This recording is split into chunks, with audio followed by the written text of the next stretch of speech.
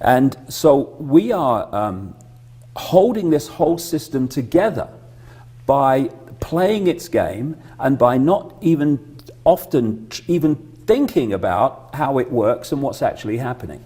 So we can find a solution to the problem, and we're drowning in solutions. Or we can do the sensible thing, which is to remove the cause of the problem. And the cause of the problem is our acquiescence to this system. The number of people who are in full awareness manipulating this conspiracy are a relative handful compared with the 6.5 billion they are manipulating. I see a way out of this, but only if we first of all drop the fault lines through which we're divided and ruled. Divide and rule is the bottom line essential to any centralized dictatorship, because they have to divide people in on themselves along the fault lines of religion, political persuasion, not that that matters when you get deeper into it, just different masks on the same face, through income bracket, through race. All these are fault lines through which they set the people at war with each other while they're pulling the strings on all sides. So first thing, it doesn't matter what your color is.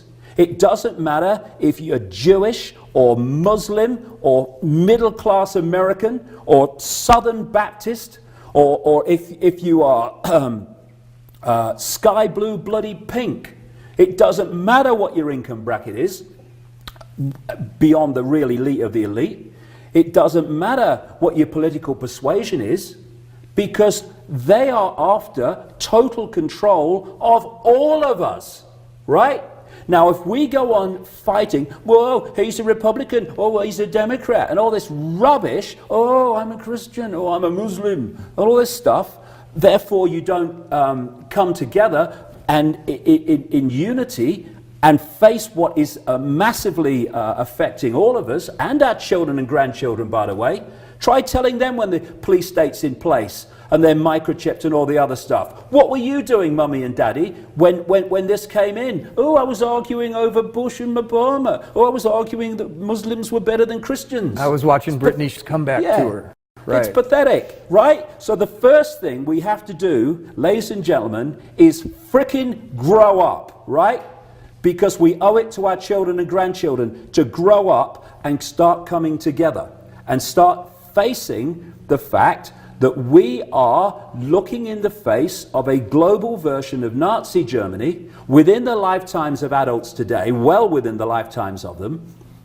And goodness knows what it's going to be like for our kids and grandkids if we go on being sheep.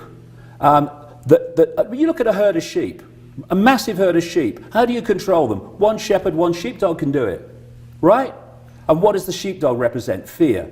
The shepherd represents authority, okay? That's how the global population is controlled, through fear of stepping out of the box and expressing the full magnitude of who we are, instead of, oh, I'm just Joe Public, I've got no power, and allowing authority to dictate just because it's authority, right? So we need to come together, and we need to stop cooperating.